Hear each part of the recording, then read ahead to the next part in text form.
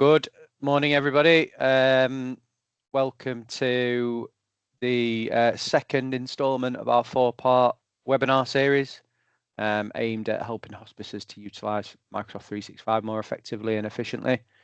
We're going to wait just a quick minute for people to join as per last week, but those who did join last week, thank you very much again for your time and for your questions and participation. So just a bit on today's session is going to be around modern day compliance in hospice care, which is the second instalment of the four-part series, as I mentioned. Just a little bit around housekeeping.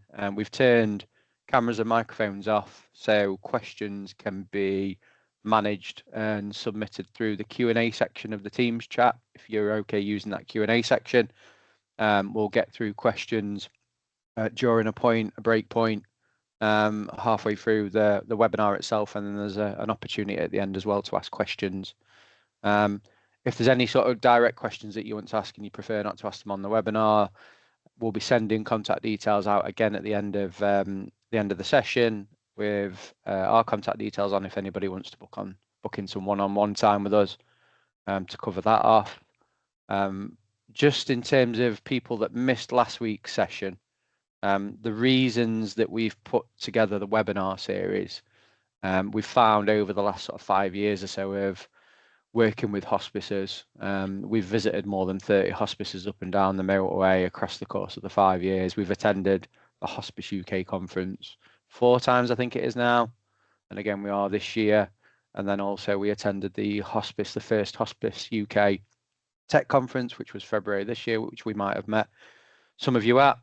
And we found that from that feedback that a lot of the information shared was around hospice departments typically working in silo, especially when it comes to using tools or choosing new tools and applications to deliver what they need to do in terms of their department with the hospices. So we thought it'd be a really good idea to put together this webinar session.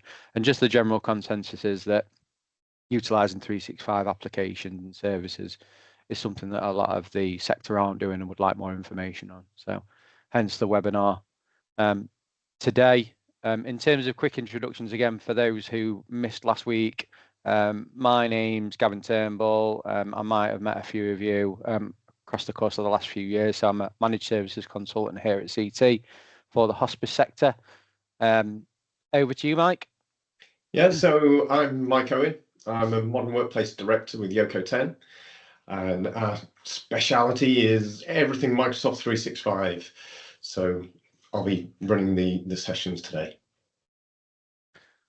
Cheers, Mike. And again, just for those who missed last week, just a quick introduction to Central Technology CT, really. So we were founded in 2002, so we've got over 20 years in the IT and technology managed service space. We work with over 30 hospices at the minute, including other charities and healthcare organisations as well. The hospice journey and the sector speciality really started around 2019 for us, which started off working with Ashgate Hospice. We support organisations all across the UK from our head office in Derbyshire and Chesterfield. We have additional branches as well in Leicester and Dorset. And our service and our approach is all underpinned by our strategic IT review process, which some of you may or may have not experienced. So some of the services that we run off the back of that are managed IT support and security, cyber security as well as a specialist area, cloud solutions, including backup and hosted server provision, and then communication, including hosted phone systems, internet connectivity, and things like HSCM breakout for the hospice sector as well. So that's a quick intro to CT. Without further ado, I'm going to let Mike cover off everything that's required in terms of the webinar. So I'm going to be quiet and mute my mic and turn my camera off. Over to you, Mike. Hi, thanks, Evan. Okay, so in terms of this morning's session, we're going to go through a bit of the importance around security and compliance, particularly when we're talking about sort of cloud-hosted systems. We'll have a look at some of the ways that we can maintain control of our data, particularly where cloud-hosted systems kind of encourage collaboration, not just within your organization, but then also with other organizations, with trusted parties and things like that. So then when we're looking at that collaboration, we might also want to be able to label data in different ways. So we'll have a look at the sensitivity labels that we can apply. We often sort of have documents that might say they're confidential or public information, but sensitivity labels takes it a stage further to really sort of enforce the control. Now, once we've got some of those labels and other rules, we've got this idea of a data loss prevention policy that we can also look at to say, well, stop certain information from being shared or being emailed. So we'll have a look at some scenarios there. And finally, we'll wrap with a sort of look at some of the retention labels, the data governance lifecycle side of things. So from that data security and compliance, it's becoming even more crucial these days. We have this idea that because our data is hosted in the cloud, hosted by Microsoft, that it becomes less secure. It's no longer in a server room that I can go and open the door on and look at my servers with the lights flashing. So I have this perception, or some organizations have this perception, that I can't touch it. So it's not quite as secure as it used to be. So we need to make sure that we are really looking after our sensitive information. We're protecting it from unauthorized access. Particularly again when we're working with that collaborative side of things. How do we make sure that our environment is safe and secure, and that the data stored within it is safe and secure? So we've got a number of sort of areas that we need to consider when looking at that security and compliance. And obviously, first and foremost, we've got things like regulatory compliance. How do we adhere to things like GDPR? How do we make sure we're only keeping data for a certain amount of time? How do we know we're getting rid of data at the appropriate time, or retaining it for that specified length of time? This could be financial regulations or health regulatory advice. We also then want to look at the actual data protection side of things. How do I actually safeguard my sensitive information? How can I make sure that even if I've sent someone some information, that they're going to look after it? They might be approved to work with it, but how do I make sure it doesn't go beyond them? We've then got things like this operational stability that I've called it. And this is more that kind of smooth running, regular monitoring of data. Have people within my organization actually adopted the security and compliance framework that I've put in place? Well, there's tools within Microsoft 365, within the Purview Center, to actually go monitor the use of things like labels, or where people have sent information and haven't labeled it. So I can really sort of help with the adoption side of things.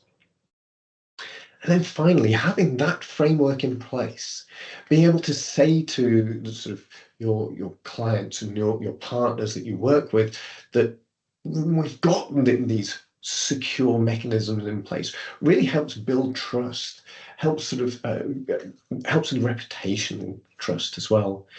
I think the biggest problem that we see when data leaks from you see data leaks in the news where a company has accidentally sort of lost customer details. The reputational damage is probably as equal to the financial sort of implications of that. So having these in place is going to really help every organization. So where do we really get started with this? How do we can't really protect absolutely everything on day one. So how do we go about understanding what we've got? We need to understand what kinds of personal or sensitive data that we're looking after. Have I got specific areas where financial data is being stored, or specific areas where personally identifiable data is being stored? So NHS numbers or national security numbers are present, things like that. But once we understand that, well, where does that data go? How do I use that data? Do I regularly have to send a spreadsheet from one team to another that's got employee data? Maybe it's for payroll purposes, it's for a legitimate reason, but now we're potentially storing it in different places. So really understanding how my data is flowing within the organization, but also outside of the organization potentially, is going to be key to the mechanisms we put in place to protect that data. We then need to look at the data retention side of things. As I said, with financial data, for example, we have to keep it for a minimum 7 years.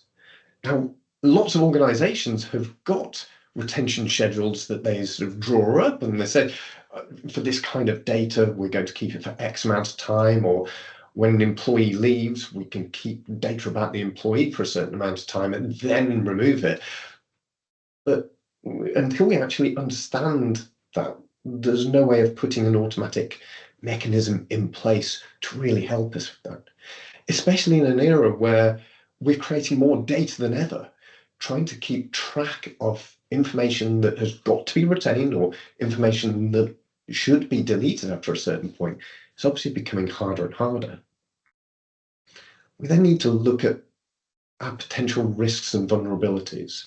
Normally that will be, well, how are we securing our environment first and foremost? But then if I'm working with a trusted partner, how do I make sure their environment's secure? Or how do I make sure the individual I'm working with is secure? So we've really got to figure out that side of the equation as well, so we know what controls we can put in place and other controls that we can introduce down the line. I think that the biggest problem with a lot of the security and compliance parts, we've worked with clients where we do migration projects into a new environment. So people having to learn how to interact with SharePoint, with Teams, and working with files in a cloud environment rather than on premises. And if we introduce all of this at the same time, sometimes the mental load of trying to figure out why can't I send a file, why can't I work with this, can be a bit too much. So I haven't got a specific slide on adoption, just realised, but it is something that does require its own kind of training, and that's quite bespoke to each individual organisation. There's going to be no one size fits all because we've got different levels of ability and different controls that are going to be put in place by different organisations. So what controls do we actually have? I mean, this isn't a definitive list because Microsoft are evolving this landscape really rapidly, spotting sort of new sort of vulnerabilities that hackers are exposing, and then sort of developing products or adding additional features to existing products to close those loopholes. These are kind of the main ones that I'm going to run through this morning. So we're looking at, well, how do I actually put some controls around sharing? By default, in a new environment, Microsoft wants you to use as much as they can, really putting the share into SharePoint and leaving it very open. So it's up to you as an organization to start to ratchet that down a little bit and make it more secure in line with what you're expecting. But we can do that at a tenant level for everything, or we can do it for individual sites, individual teams on a case-by-case basis. We've then got this problem almost of I need to work with other people. I want to stay in control of my data, but I've got no control over the security of my guest. So when I'm talking about a guest, we're saying I want to work with someone from a safeguarding team within the police, let's say, and when I share content with that person, they sort of sign in and they're editing it. The username and password that they put in is totally out of my control. They could be using, I'm not suggesting they do, but they could be using password 123, and they become the security vulnerability to our environment, because now that can be hacked or guest very easily. So what controls can we put around those guests to make them more secure, to make them less at risk? We've then got this idea of sensitivity labels. So a sensitivity label is that idea that we watermark a document and say, this is confidential, or this is restricted, or it's public, or whatever that classification is. But a sensitivity label goes beyond just a label. It can now provide security for individual pieces of content, and it travels with that content. So you're never kind of losing control of it. We can also look at how we're sort of interacting with Purview as a whole. So there's a lot of reports saying from that adoption perspective, I can see if labels being applied. Are the appropriate sensitivity labels being used? Are people not using the right ones? Are we getting a lot of people changing them? So we're definitely looking that there's a lot of reports basically that we can help to identify some of those risks. The data loss prevention policies that we can put in place really help us when we're trying to send information, whether it's an attachment or whether it's a sharing link. This is our kind of the little advice, if you like, the kind of just before you do this, think about what you're doing. So it can also block actions, but it's also there as a bit of advice and guidance for people. And then finally, we've got these two retention sort of elements. So retention policies are very much the kind of broad brushstrokes approach to retention. So any content that's stored in OneDrive, in my personal cloud storage area, how long do I need to keep that for without it being modified? I don't want to get into a position where on premises we used to have sort of a personal network drive that is in the hundreds of gigabytes, maybe terabytes. So I want some way of being able to enforce the fact that if content hasn't been modified, maybe it needs to be automatically deleted. Let's try and keep this under control. Or maybe it needs to be sort of retained for an additional period of time. Retention labels provide granularity. So policies, very broad brushstrokes, labels, granularity. I can put a label on a specific file to say, this is financial information, must be retained for 7 years. So you can have that mix and match of kind of a fallback position with a retention policy, but then use retention labels to really sort of hone in on the important content that you must keep or must remove after a certain point in time. So let's have a little look at how we might maintain control of data. So this is kind of how a lot of organizations work generally. I think it's a massive generalization, obviously, but typically I need to send an email to somebody and I need to attach a document. So I go and find the document, I go and attach it to the email, and now I've got my email all good. So I click the big send button. Now the problem is that internally, I've now created a version control problem. I've got the original copy of the document on my file share. I've now got a copy of the document in my sent items.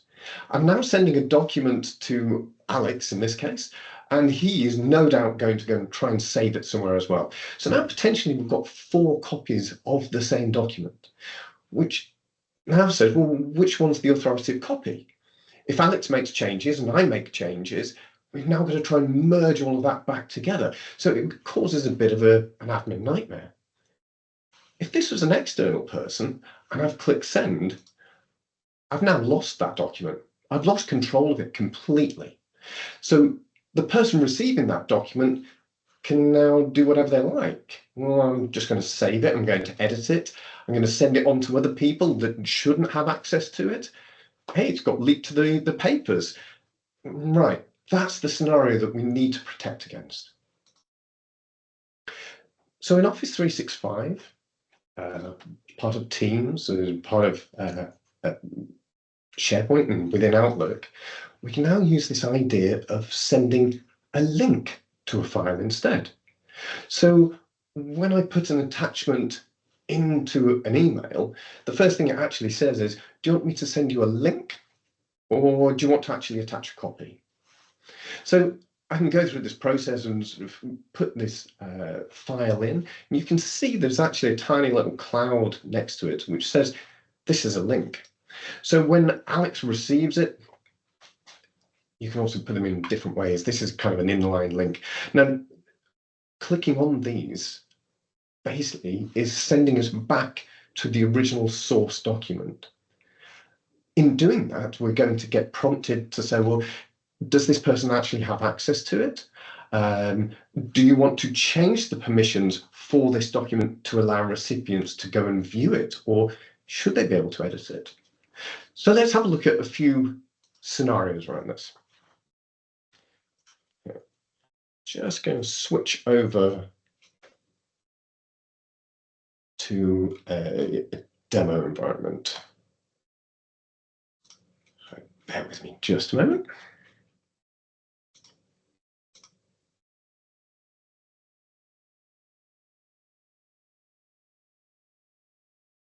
Okay, so here I have got an email, and so this is my demo alias, Lynn, only at the weekends.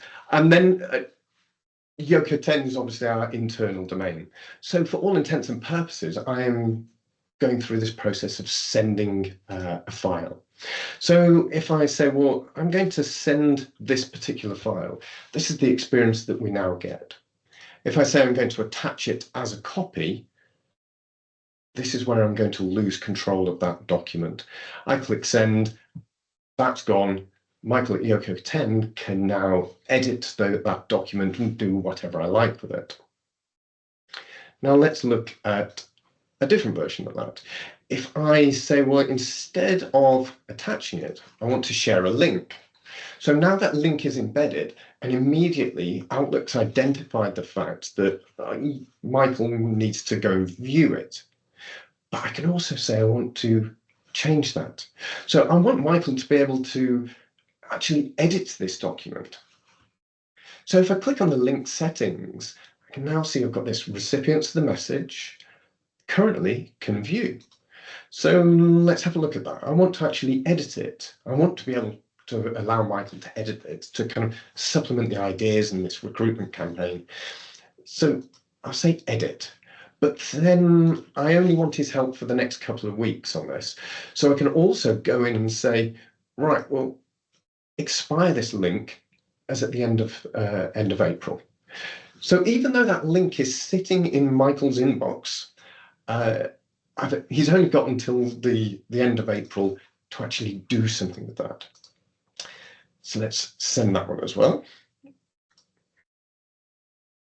Okay.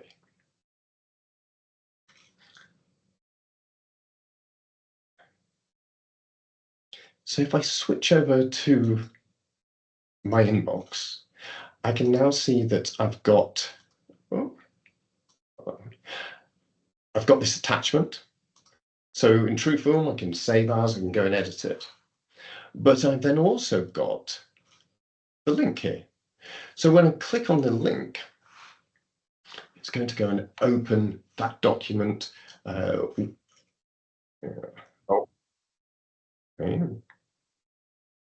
Just wait for Word to recognize it.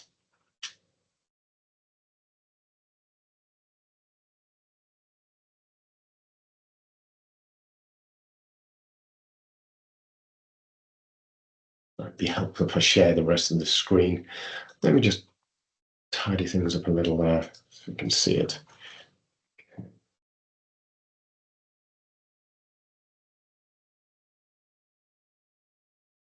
Okay. So when I've clicked on the link, it's now saying, I need you to tell me who you are. Well,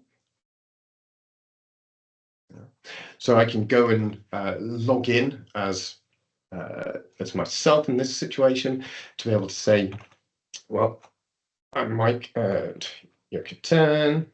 Well, let it do its authentication. Okay. And now I've got access to the same content that Lynn has. Oh, actually, it signed me in as Lynn. Demos are hard. So, okay, there we are. Now I'm Michael. Identity crisis over. So I'm still now editing this document, even though it's not saved in my environment. It's saved across into the Yoko 10 demo environment. So potentially we've got rid of that problem of multiple copies of content at the same time. So then the second part of this is going to be, well, what if I need to work with Michael within a team? So where's the dust? There we are. So instead of being just sending links, I actually want to work within teams with Michael. So obviously we can do this by adding external guests in. I can say, here's my human resources team. I'm going to add a new member into this team.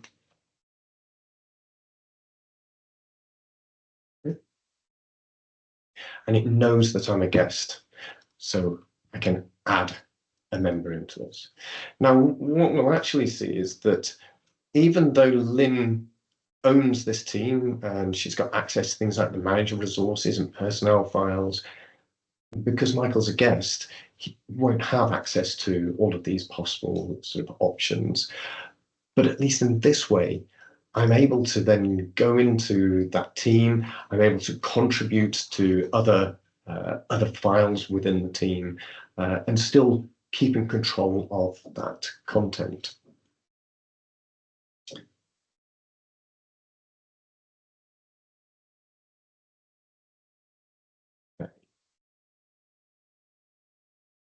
So if I go, let's quick look at recruitment file here.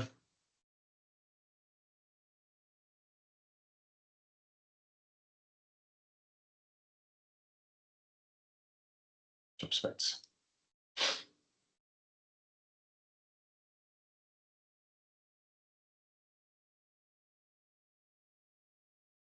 So from this same collaborative editing perspective, I'm able to go and open the documents in two locations.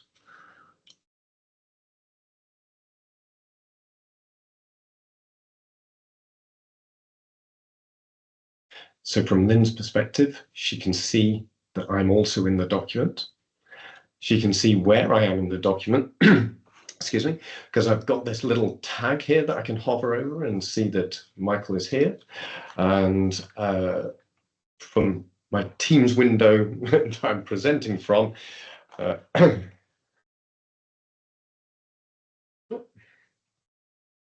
can go and collaboratively work on that content. So we haven't got this duplication problem. We haven't sent content outside of the environment. I'm still working as I need to. Now, I know that my user is actually a safe user in terms of something called conditional access. But what we are able to do, conditional access, you might have a username and password, but those passwords may not be cycled quite so often.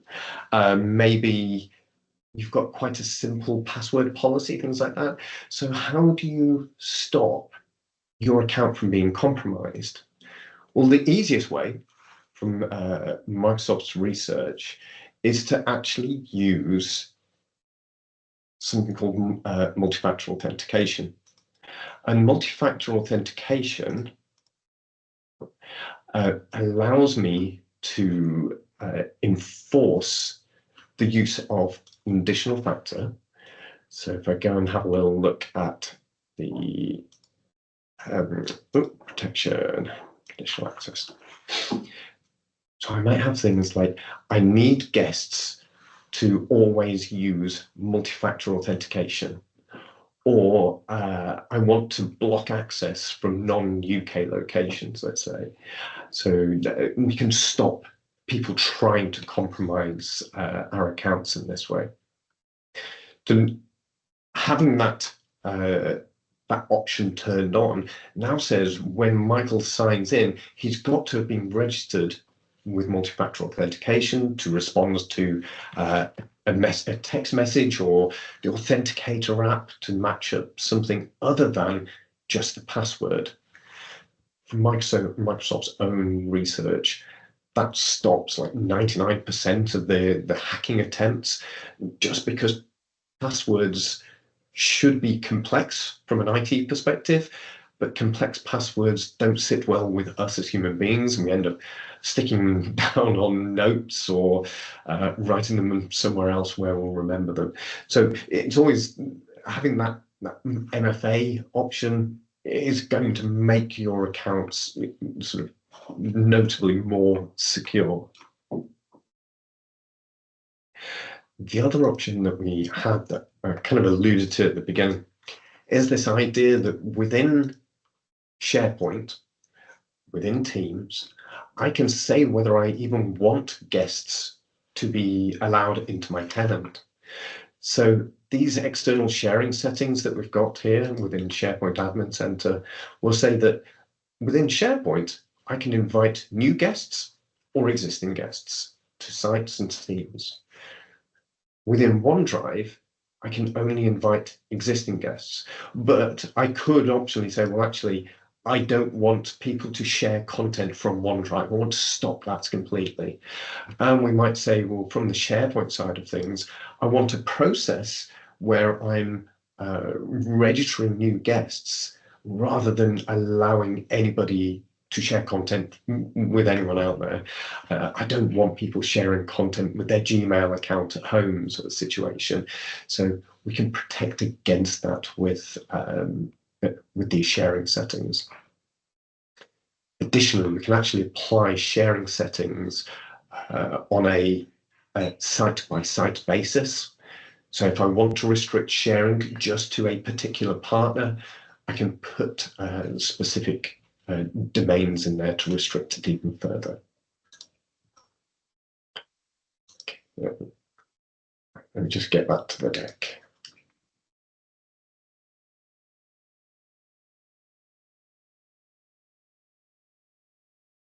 Right. Okay, so the sensitivity labels idea. How do I start to classify data, protect my data, but also allow people to still work on it in a way that doesn't impact their productivity, doesn't stop people from collaborating? So this is when I can go into a document, or I can go to an email, and I can label it in a way that says it's confidential, but allow people to still work on it within my organization, or share it externally and still allow those recipients to be able to receive it, to work on it, things like that.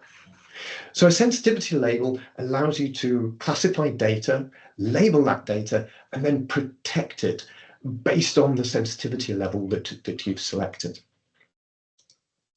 So we've got these sort of key features, if you like, where a sensitivity label can have the protection settings around it. Who do I actually want to have access? Is it just internal? And if it's just internal people, what should those internal people be able to do? So we saw when I shared the email, shared that link on my email earlier, I was able to change the link to be view or edit, review or don't download. I think they're the four. The protection settings within a sensitivity label take it a stage further. If I give someone edit writes, that actually allows them to copy content and paste it elsewhere. It allows them to save that document. Even though I've sent them a link, I can do save as and save it onto my laptop, my desktop, whatever I'm working on. I can also print the contents of that document. So even though I've eliminated the multiple versions sort of scenario, I haven't truly protected my data. That's where these protection settings come in. I can stop people from printing, from saving as, from copying content and pasting it elsewhere. I can truly kind of lock it down to say, I need you to work on this with me, but here are the subset of permissions that you get as part of working on that content. We've also got this idea of content marking. Whereas before I might manually go and apply a watermark to a document or to an email, this is automatically done through the application of a label. Automatically put a header in on my emails or my documents, or put a watermark diagonally across my documents if I refer to it as being confidential. We also have the ability to start auto-labeling content. Now, I'll show you this in a minute, where we're going to take a file, put it into an email, and even though the email hasn't got a sensitivity label, the file has. So we'll automatically upgrade that email to an appropriate sensitivity label. You can also start to use this with what's referred to as sensitive information types. So Microsoft has got a lot of these sensitive information types, such as national insurance numbers or driving license or bank details, patterns in data that you can start to identify and start to apply labels based on that. So we're ensuring that consistent data protection. We can also apply labels to Office 365 groups, teams, and sites. So if I've got a particularly sensitive Microsoft team, and I really don't want anyone to be adding guests to it, allowing external parties to come in, I can put a sensitivity label around the team. It doesn't automatically protect the content within the team, but it does stop guests from being added, content from being shared in that way. So that can be done to really enforce the privacy control around your teams and sites. We've also got that ability to expire access. So I showed you on that link that even though I've received a link to content within the environment, after that time, that link will cease to work and I'll just get an error message. So you can start to put that expiry sort of against labels to enforce it. And then finally, because it's all part of the Purview sort of suite of tools, sensitivity labels can be combined with conditional access. We can combine it with data loss prevention. So if I've got an internal document and I try and share it, I should be blocked from doing so straight away. You can't do this. It's got a sensitive label on it, so just be aware of that. Okay. So let's have a little look at some scenarios around that. So in terms of the labeling of files and emails and things like that.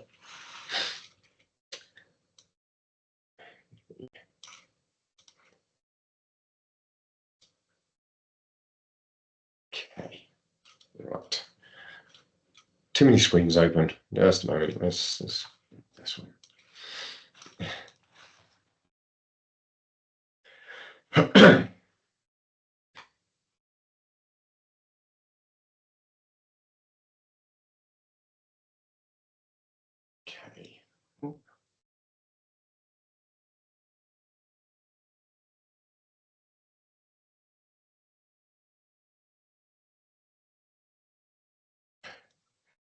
Sorry.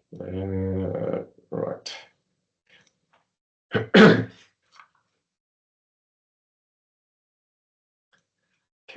So as before, I have got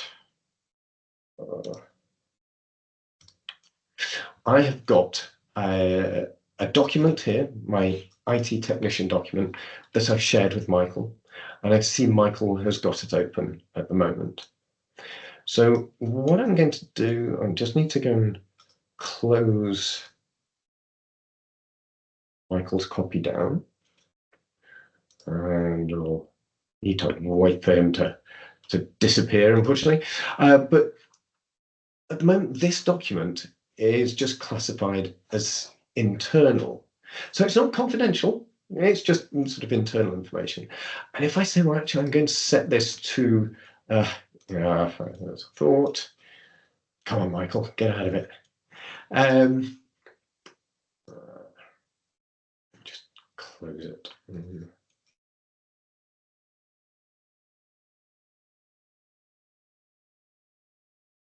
If I go and set this to internal, I've definitely closed it. I'm sure I've closed it.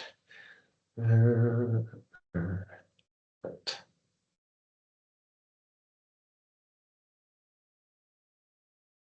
It's rather annoying. Okay, let's open it a different way. Sorry about this. Let's see.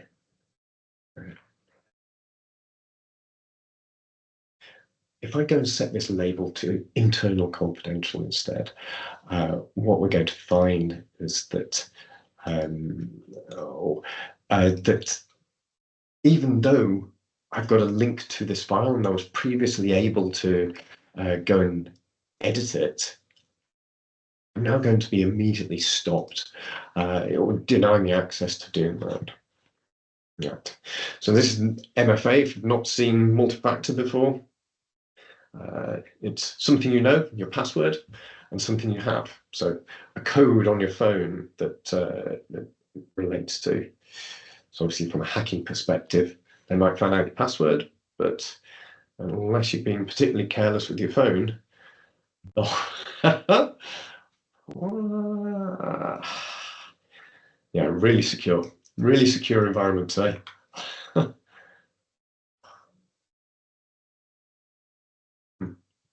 Okay, right. He's still there. Right, I'm going to have to use a different one. Okay, HR assistant.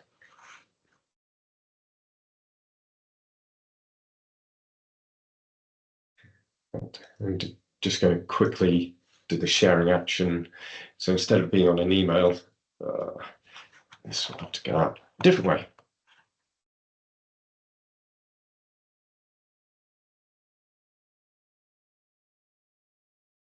Now, fortunately, all of the sharing controls are the same, regardless of whether you're in email, whether you're in Word, whether you're in Word on the web, that sort of thing.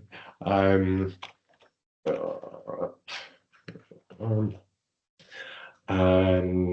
what have we got? Public.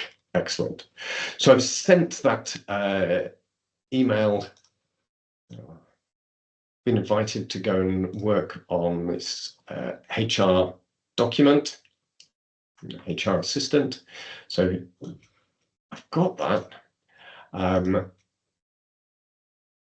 But let's go. Oh, I really shouldn't have opened that. Ah, gosh. Okay. Effectively, well, I'll come back to it once it's recognised I'm out. But by changing this label, we're now sort of applying those permissions to say, well, you're not part of the Yoka 365 demo environment, so we're going to sort of block access for you on that file, even though you've got permissions to do so. Where we're at. Okay.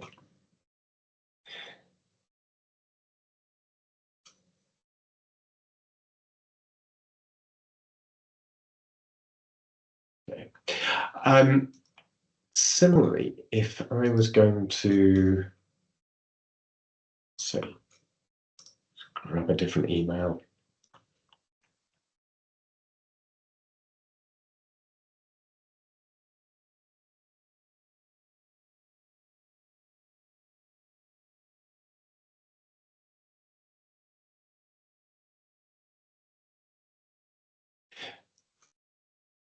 So if I go and find another file that I want to send off to somebody, I can say, well, here's my IT technician.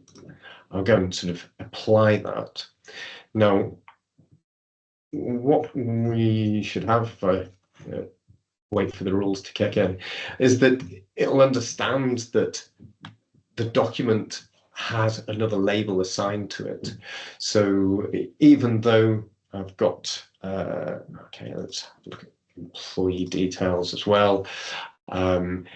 This is where it's saying, well, we've got a number of policies sort of at play here.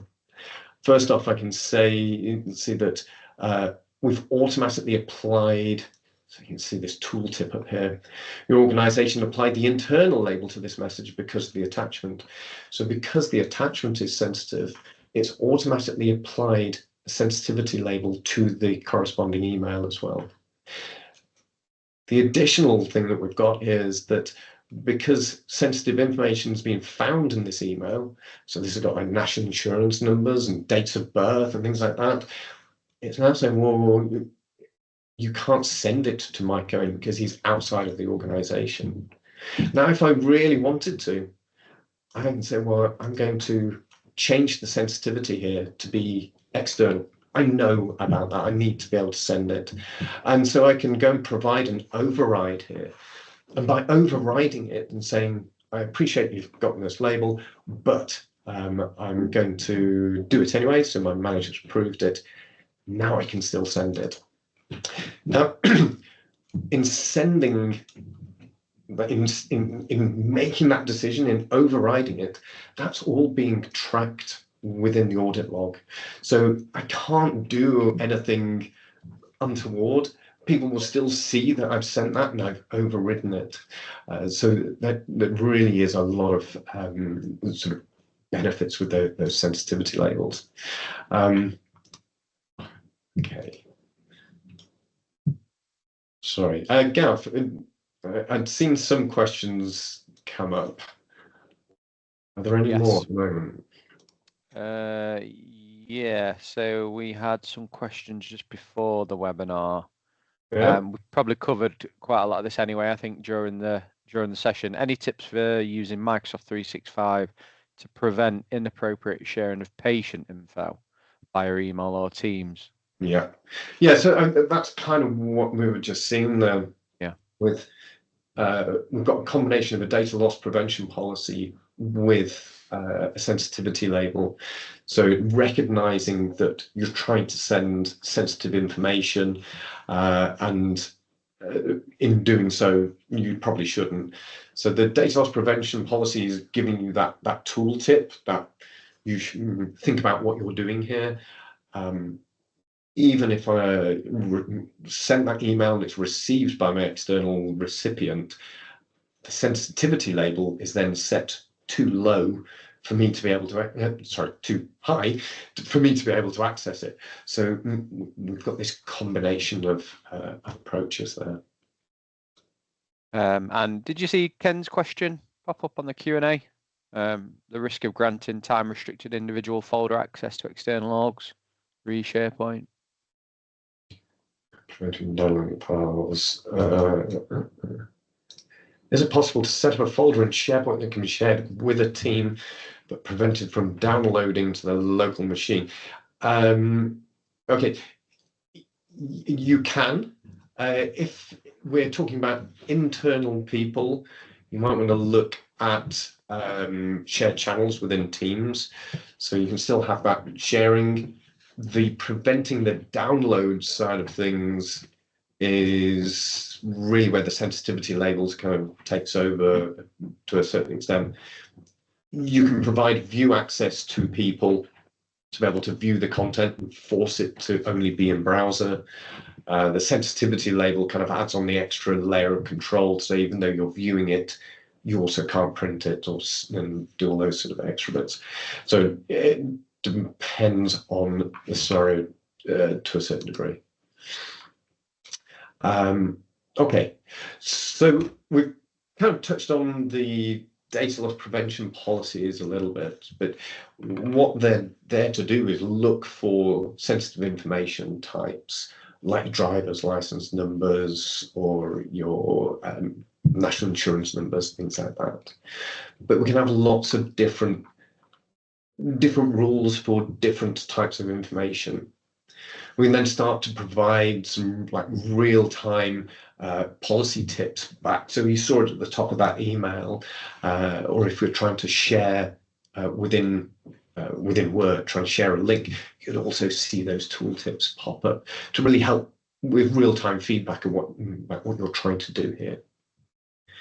We can then also apply some sort of custom permissions almost to be able to say, okay, if I'm sending an email to an internal recipient and an external recipient, and the content is internal only, should I be removing the external one and allowing the email to go to the internal one? So we've got those kind of custom permissions that we can put in. And that's also tied in a little bit with the alerts and notification side of things. Because when I do that, I might want to, well, I certainly need to respond to the sender to say, I've sent your email, but I can't send it to your external recipient. So providing that feedback once it's gone through the rule base. And also, again, from that integration standpoint, we can look at data governance and sort of say, well,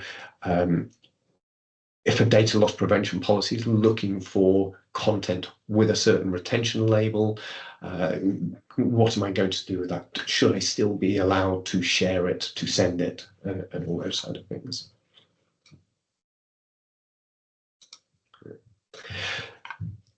So some of these I had already covered a little bit because we have complications with demos. So let's just have a quick look at, and we kind of showed this the other day as well on the first demo. But if I'm trying to send an email, so my national insurance details.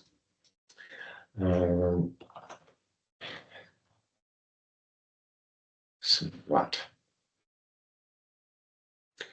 Okay, so before I've even finished typing that data loss prevention, saying, well, hang on, we've got sensitive information, you've got an external recipient, we're not going to allow you to do that. Still, I can sort of say, that's fine, I'm just going to override it. Again, that's audited and tracked. But that's where we're starting to see the data loss prevention sort of provide those tips to give people a better understanding of what's going on. Now, if instead, let's say, I'm going to put a different attachment on here. So you'll see at the moment, so this email has got no label attached to it.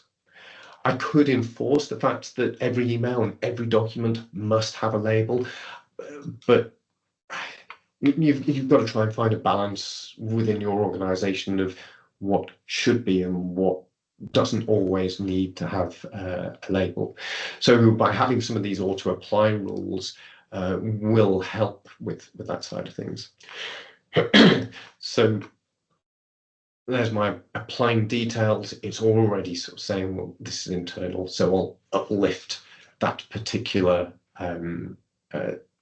uplift the sensitivity label that's applied to this particular email. Now, instead, if I were to say, let's go and grab a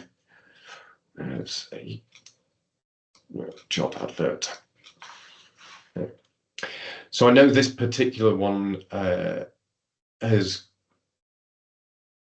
got a slightly different sort of label applied to it. And when I transcend this one, now, okay, I'm restricted to sending to internal recipients only, because that label is confidential internal. It's not just an internal, and if I try and say, well, override it, we'll send it anyway. Now, it's going to try and send that email, but my recipient, even though they'll get the link when they click on it, that's going to say, well, you can't open this. Now, the settings on this particular rule are saying, well, you know what, we're just going to block that. So even though you can try and override and things like that, unless you're providing a proper sort of justification for it, you can set the rule base up within data loss prevention policies to just remove that person, strip it out completely.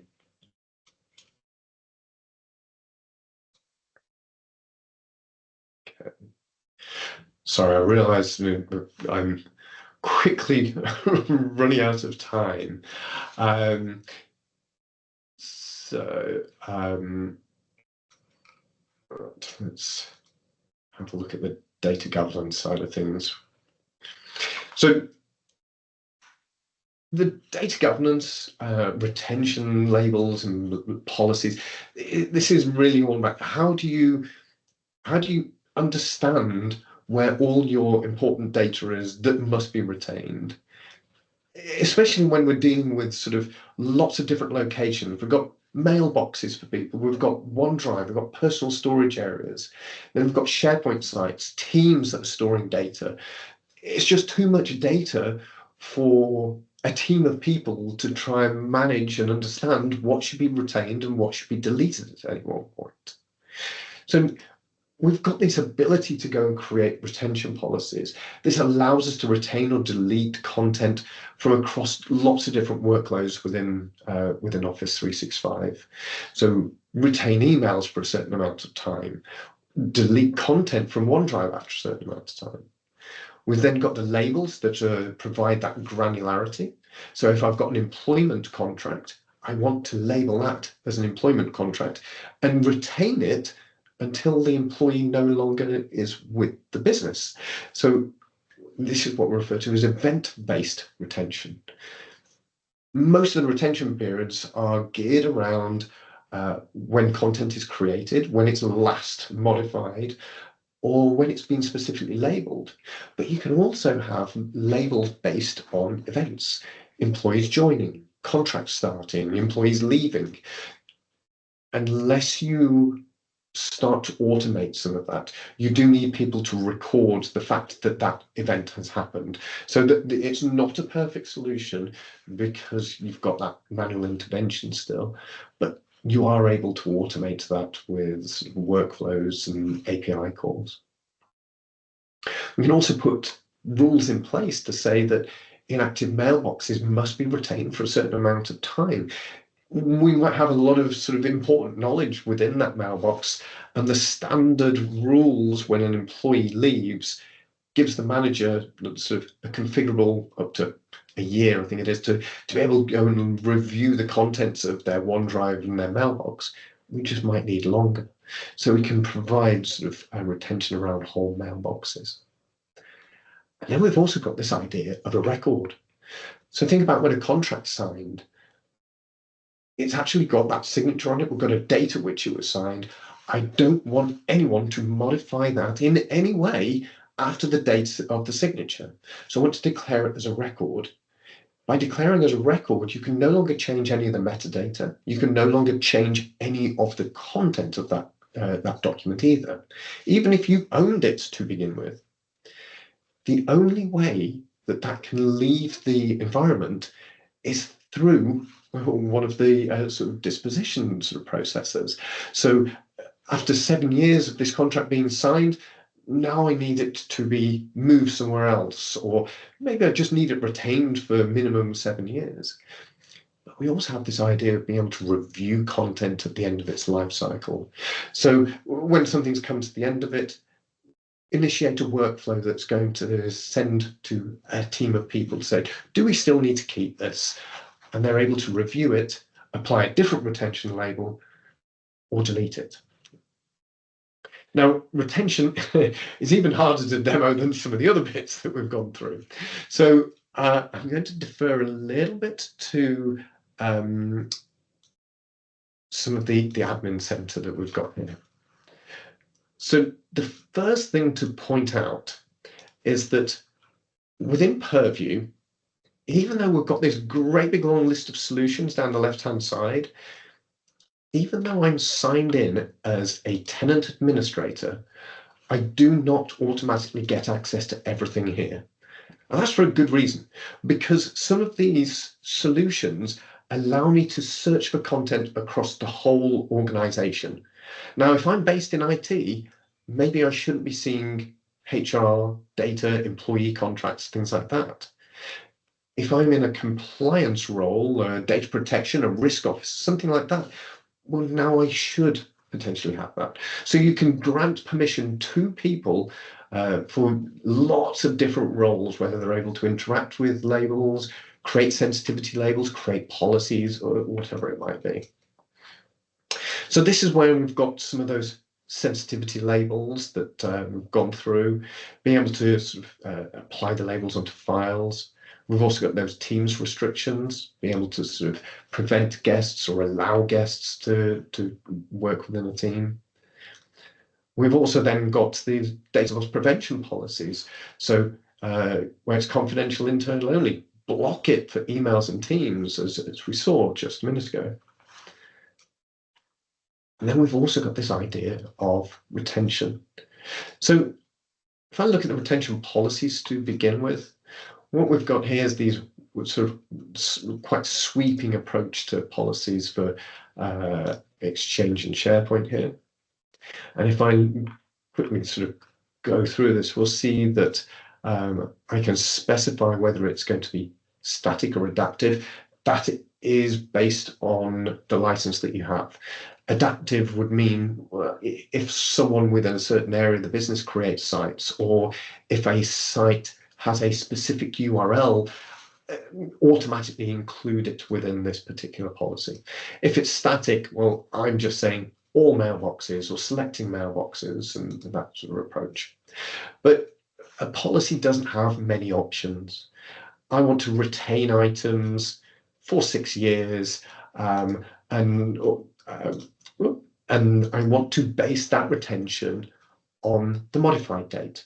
So I don't get an awful lot of control here because it's looking at all possible content, not the fact that it's just a Word document or Excel and things like that. Similarly, I could say, well, just delete items when they get to a certain age. I just want this automatic cull of content, if you will. But that's where a policy is quite sort of broad in its approach. Now, a label is where we'd start to align our attention schedules to. So let's sort these a little different. I can see I've got specific labels for case files, consent forms, contracts, keep forever, keep for 6 years, keep for 7 years. So if I have a little look at this individual label, this is going to give me a lot more settings. So I want to retain those items forever or a specific period. Now, this at the moment is all sort of quite similar. But do we then want to start a review? Do we want to be able to change the label after the set amount of time? Do I want to go and run a workflow maybe? So we get some extra options available to us within this within labels. Now the labels show up on a file by file basis within sites, whereas policies are kind of a little bit more under the covers. So let's have a quick look at a policy, and then we'll also show an individual label and how that looks from a SharePoint perspective. Okay.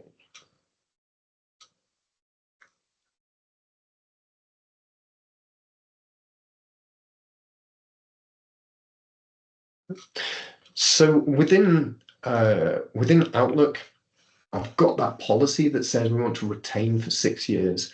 And I can see within emails that have been received, right at the top, I've got this retention policy that's being applied to that content. Obviously, we'll click into some of the others that have been sent around. We'll see that the recipient will have that retention if they're internal. So retention policies and retention labels only apply so long as the content is still within your tenant. Once it goes outside of the tenant, that retention label no longer applies. That's a big differentiator between retention labels and sensitivity labels. Sensitivity labels travel with the content wherever it goes, so we can always protect it from data leak. Now, if I look at my SharePoint site,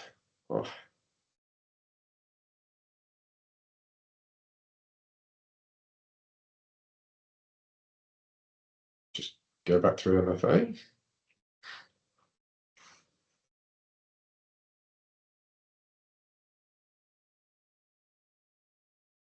So I can see within this particular document library, I've got my sensitivity labels here. Most of it's public.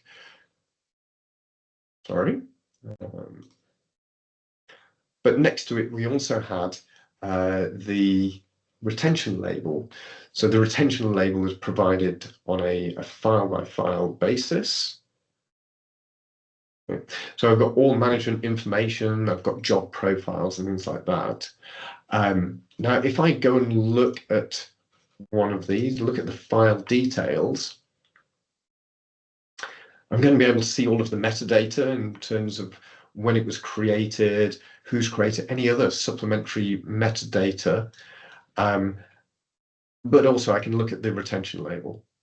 Now, all of these retention labels are published to me, but you can start to scope them down, because I don't want to have to scroll through however many there are here if I only work in HR.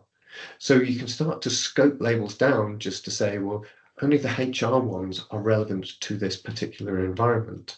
So I want to relabel this as employee records, let's say.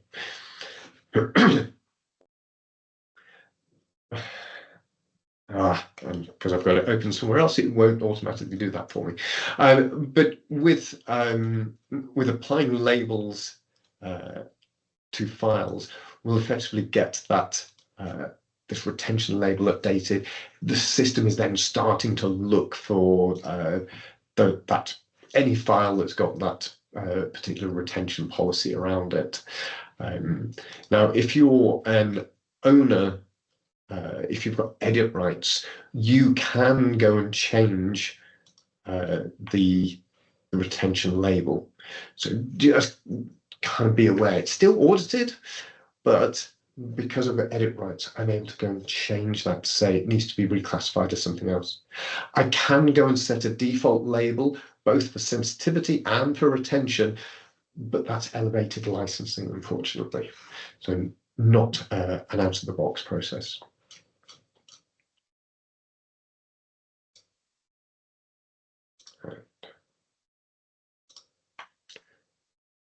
Okay. So let's see. The deleting a file, obviously, if it's got a retention label on it, I'm still able to do anything as I normally would, subject to my permissions. So if I'm able to edit it, I can still do that. If I need to delete it, I can still do that.